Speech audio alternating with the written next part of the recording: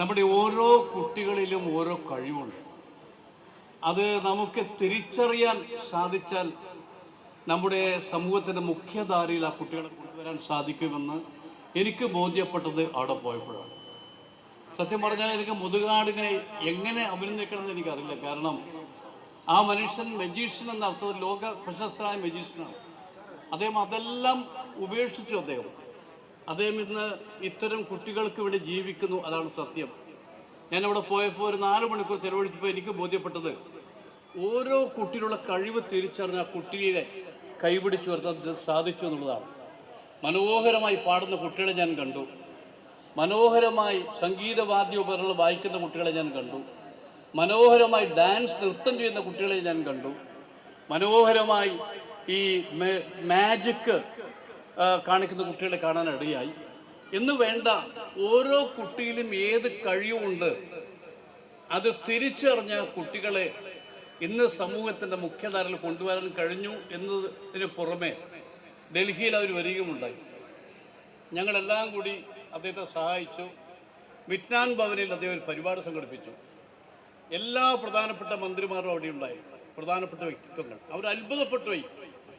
ഇതാണോ ഡിസ്റ്റേബിൾഡ് ആയിട്ടുള്ള കുട്ടികളെന്ന് അവർ പറഞ്ഞുപോയി. ഇത്ര കഴിവുള്ള കുട്ടികൾ. അതുപോലെ കേരളത്തിന് പുറത്ത്, ഇന്ത്യക്ക് പുറത്ത് ഒരുപാട് പരിപാടികൾ സംഘടിപ്പിക്കാൻ അവർക്ക് സാധിച്ചു. ഞാൻ പറഞ്ഞു വരുന്നത്, എൻ്റെ മുമ്പിൽ കാണുന്ന ഓരോ കുട്ടിയിലും ഓരോ കഴിവുണ്ട്. അത് നമുക്ക് തിരിച്ചറിയാൻ സാധിക്കണം. അതിനുള്ള ശ്രമമാണ് നമ്മുടെ സംഘടനകൾ ചെയ്യേണ്ടതെന്ന് പ്രത്യേകം ഞാനിവിടെ സൂചിപ്പിക്കാൻ ആഗ്രഹിക്കുന്നു. തീർച്ചയായും ഞാൻ ആദ്യം പറഞ്ഞ പോലെ നിങ്ങൾ ഒറ്റക്കല്ല.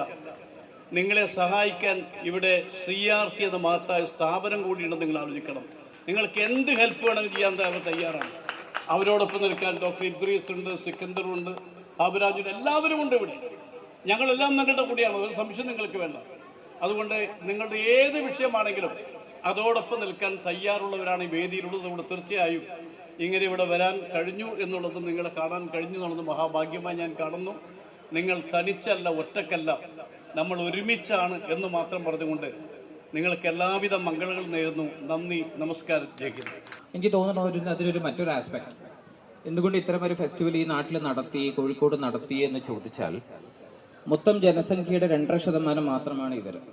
ബാക്കിയുള്ള 97% ഞാനും രാഘവേട്ടനും ഡോക്ടർ റോഷനും സഫരിയും സിക്കന്ദർക്കയും ബാബുരാജക്കുള്ള 97% 2% അനുഭവിക്കുന്ന പ്രയാസങ്ങളെ അറിഞ്ഞുകൂടാത്തത് കൊണ്ട് തന്നെ അവരെയും കൂടി ഉൾക്കൊള്ളാൻ പാകപ്പെടാത്ത മനസ്സുമായി, വിശാലമാവാൻ കഴിയാത്ത ഒരു സംഗതിയുമായി നിന്നപ്പോഴാണ് കേരളത്തിലുള്ള കോഴിക്കോട് പ്രവർത്തിക്കുന്ന 30ഓളം സംഘടനകൾ ഒരുമിച്ച് നിന്ന് കോഴിക്കോടിന്റെ പൗരാവലിയും നേതൃത്വത്തിൽ ഇത്തരം ഒരു സംഗതി നടത്തി. എനിക്ക് തോന്നുന്നു ഈ ഒരു സ്റ്റേജ് അന്ന് അതിൻ്റെ ഒരു കൺസെപ്റ്റിൽ ഇതില്ലായിരുന്നു, അല്ലേ? ഡോക്ടർ റോഷൻ ആ സമയത്ത് ഇരുന്നപ്പോൾ ഈ ഒരു സ്റ്റേജ് ഇല്ലായിരുന്നു. അവസാനമാണ് ആലോചിച്ചത് ഇങ്ങനെ ഒരു സ്റ്റേജ് വേണം. ഇതിനൊരു ഓർഗനൈസ്ഡ് സ്ട്രക്ചർ ഇല്ലാത്ത, ആർക്ക് വന്നാലും പാടാവുന്ന, പക്ഷെ ഡിസേബിൾഡ് ആവണം എന്നുള്ളത് മാത്രമായിരുന്നു അതിൻ്റെ ഒരു തീരുമാനമായി വന്നത്. പക്ഷെ ഇന്നിപ്പം നോക്കിയപ്പോൾ ഈ ഏറ്റവും വൈബുള്ള സ്റ്റേജ് ഏതേ ചോദിച്ചാൽ അത് ഇതാണ്. അതിനുള്ള കാരണം അത് തന്നെയാണ്. ഏത് സമയത്തും എന്ത് തന്നെയായാലും ഇവിടെ വന്ന്, അപ്പൊ അതുകൊണ്ട് മാലോകരോട് മുഴുവൻ പറയുവാനുള്ളത്, ഈ ഇൻക്ലൂഡിങ് ഇന്നത്തെ ഒരു പത്രം തലക്കെട്ട് എഴുതിയതുപോലെ, ഭരണാധികാരികളെ, ഉദ്യോഗസ്ഥരെ, നിങ്ങൾ വരൂ, ഇവരനുഭവിക്കുന്ന പ്രയാസങ്ങളെ ഒന്ന് എക്സ്പീരിയൻസ് ചെയ്യൂ എന്ന് പറയുന്ന അതിസുന്ദരമായ, നേരെ മുന്നിൽ കാണാൻ രാഘവട്ട, അത് ആ മരം അലങ്കരിച്ചിട്ടുള്ളത് ബോട്ടിലുകളായിട്ട് നേരെ കാണുന്ന സമയം, അതൊരു ഒരു വാപ്പയുടെ, ആ കുടുംബത്തിന്റെ ഏതോ അർത്ഥത്തിലുള്ള സങ്കടത്തിന്റെ നേർക്കാഴ്ചയാണ്. ഇദ്ദേഹത്തിന്റെ മകള്, 20 വയസ്സ് പ്രായമുള്ള ഇദ്ദേഹത്തിന്റെ മകള്, ഈ കാലം വരേക്കും കഴിച്ച അപസ്മാരത്തിന് എന്നിട്ട് പോലും സമാധാനമില്ലാത്ത, ഇപ്പോഴും വീൽ ചെയറിലായിട്ടുള്ള, ഇന്നലെ ഞാനും ഇദ്ദേഹവും കൂടി ഒരു 10 മിനിറ്റ് സംസാരിച്ച സമയത്ത് നമ്മൾ പരസ്പരം പങ്കുവെച്ചതിന്റെ കൂട്ടത്തിൽ അദ്ദേഹം പറഞ്ഞത്, എനിക്ക് പ്രയാസാവുന്നു, മാലോകരോട് മുഴുവൻ എൻ്റെ മകൾ അനുഭവിക്കുന്ന സങ്കടങ്ങൾ പറയുമ്പോൾ അവൾ എന്ത് കരുതും വാപ്പയായ എന്നെ കുറിച്ച് എന്ന് പറഞ്ഞ് സങ്കടപ്പെട്ട ഇദ്ദേഹത്തോട് എനിക്ക് അറിഞ്ഞൂടെ, ഞാൻ എന്ത് പറഞ്ഞു നിങ്ങൾ സമാധാനിപ്പിച്ചിട്ടുണ്ടാവും എന്നുള്ളത് നിങ്ങൾ ഊഹിച്ചുകൊള്ളുക. അതിനപ്പുറത്തേക്ക് ഇപ്പോഴും അതിന്റെ കൂട്ടത്തിൽ എനിക്ക് അതിനപ്പുറത്തേക്ക് പറയാൻ വാക്കില്ല. അതുകൊണ്ട് തന്നെ ഈ 97% വരുന്ന ഞാനും രാഘവേട്ടനും അടക്കമുള്ള ഈ സമൂഹത്തിന് ചെയ്യാൻ വേണ്ടി പറ്റുന്ന ഒരു സംഗതി ഒന്ന് ചേർത്ത് പിടിക്കുക. നിങ്ങളുടേത് കൂടിയാണ് ലോകമെന്ന് വെറുതെ പറയുക എന്നതിനപ്പുറത്തേക്ക് അങ്ങനെ കേട്ടോ അവര് പറയണ ഒരു സംഗതി.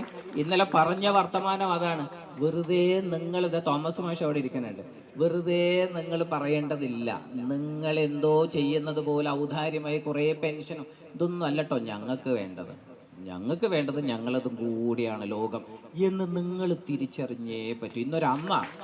ഇന്നൊരമ്മ കാഴ്ചയില്ലാത്ത മകളെയും കൂട്ടി അവളെ പുറത്തു നിർത്തി അമ്മ അകത്ത് കയറി കാഴ്ചയില്ലാത്ത മനുഷ്യരനുഭവിക്കുന്ന പ്രയാസങ്ങളെ എക്സ്പീരിയൻസ് ചെയ്ത് തിരിച്ചു വന്ന് പൊട്ടിപ്പൊട്ടി കരഞ്ഞുകൊണ്ട് ആ അമ്മ പറഞ്ഞു, 15 വർഷം എൻ്റെ മകൾ ഇങ്ങനെയാണല്ലോ ജീവിച്ചത് എന്ന് ഇന്നാണ് എനിക്ക് അനുഭവിക്കാൻ കഴിഞ്ഞത്. സെക്കൻഡുകൾ പോലും അതിനെ അനുഭവിക്കാൻ എൻ്റെ മനസ്സിന് കഴിയാത്ത ഒരു സംഗതി 15 വർഷമായി അവൾ അനുഭവിച്ചു കൊണ്ടിരിക്കുന്നുണ്ട്. സഹോദരങ്ങളെ, നമുക്ക് ഒരുമിച്ച് രാഘവേട്ടൻ പറഞ്ഞതുപോലെ ഞങ്ങളുണ്ട് എന്ന് പറയുന്നത് അതൊരു ആലങ്കാരിക വർത്തമാനം എന്നതിനപ്പുറത്തേക്ക് അത് മനസ്സിൻ്റെ ഉള്ളിൽ നിന്ന് വരുന്ന അതിസുന്ദരമായ ഹൃദയം ചേർത്ത് പറയുന്ന വർത്തമാനമായി. നേരത്തെ അതിസുന്ദരമായ പ്രഖ്യാപനം രാഘവേട്ടൻ പറഞ്ഞല്ലോ. ഇതൊരു തുടർച്ചയാണ്. ഇതിനൊരു ഈ 2ാം സ്റ്റേജോ 3ാം സ്റ്റേജോ ഇല്ലാതെ ഏറ്റവും ഒരു ഫിക്സഡ് സംഗതിയായി കോഴിക്കോടിന്റെ മണ്ണിൽ എല്ലാ കാലത്തും KLF-ന്റെ 2ഉം 3ഉം 4ഉം ഒക്കെ വരാവുന്ന ആ 4ഓ 5ഓ കഴിയുമ്പോഴേക്ക് ആയുസുള്ള മനുഷ്യർക്ക് മനസ്സിലാവും ആ സമയത്ത് സൊസൈറ്റി എങ്ങനെയാണ് ആടാനും പാടാനും ഏതോ അർത്ഥത്തിൽ കഴിവ് എന്ന് പറയുന്നത്. ഒരു സംഗതി കൂടി അതിന്റെ കൂടെ ആഡ് ചെയ്യാം. ഇന്നലെ കാഴ്ചയിൽ പ്രയാസമുള്ള ഒരു പയ്യൻ പറഞ്ഞു, ശേഷിയിൽ പിന്നായിട്ടൊന്നും നമുക്കൊന്നുമില്ല, നിങ്ങൾക്ക് ഉള്ളത് നമുക്കുണ്ട്. ഇനി എന്തെങ്കിലും നിങ്ങൾ കണ്ടിട്ടുണ്ടെങ്കിൽ അത് കഷ്ടപ്പെട്ടുണ്ടാക്കിയതാണ്. അത് കഷ്ടപ്പെട്ട് ഞങ്ങൾ ഉണ്ടാക്കിയ ഒരു സംഗതിയാണ്. അല്ലാതെ നമുക്ക് എന്തോ ഒന്ന് ജാസ്തി ഒന്നുമില്ല. നമ്മളെ സൈഡാക്കാൻ വേണ്ടി ഇത് എന്നോട് ഒരാൾ പറഞ്ഞേട്ടോ. ഇന്നലെ വരെയും ഞാനും പറയണം ഭിന്നശേഷി എന്നാണ്. അവരും പറഞ്ഞ സ്റ്റേജിൽ നിന്ന് പറഞ്ഞത് ഞങ്ങളെ സൈഡാക്കാൻ നിങ്ങൾ കാണിക്കുന്ന വിദ്യയാണ്, നിങ്ങൾ ദിവ്യാംഗരാന്ന് പറഞ്ഞ് ഞങ്ങളെ സൈഡ്. അങ്ങനെ പറഞ്ഞാൽ പിന്നെ നിങ്ങൾക്കൊന്നും ഞങ്ങൾക്ക് വേണ്ടി ചെയ്തു തരേണ്ടതില്ലല്ലോ എന്ന് പറയുന്നു. അതുകൊണ്ട് തന്നെ തിരിച്ചറിഞ്ഞിട്ടുണ്ട്, പൊതുസമൂഹം തിരിച്ചറിഞ്ഞിട്ടുണ്ട്. അത് തന്നെയാണ് KDF മുന്നിൽ വെച്ചത്, KDF വിജയിച്ചത്. Thank you.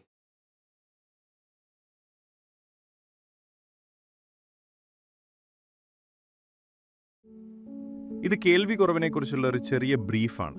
നമ്മൾ പലപ്പോഴും അത്ര ശ്രദ്ധിക്കാത്തൊരു കാര്യമാണിതല്ലേ. അപ്പോൾ എന്തുകൊണ്ടാണ് ഈ കേൾവി കുറവ് വരുന്നത്? അത് നേരിടുന്നവർക്ക് എന്തൊക്കെ ബുദ്ധിമുട്ടുകളുണ്ട്? പിന്നെ നമ്മൾ എങ്ങനെ ഇതിനെ മനസ്സിലാക്കണം? ഇതൊക്കെ നമുക്കൊന്ന് വേഗത്തിൽ നോക്കാം.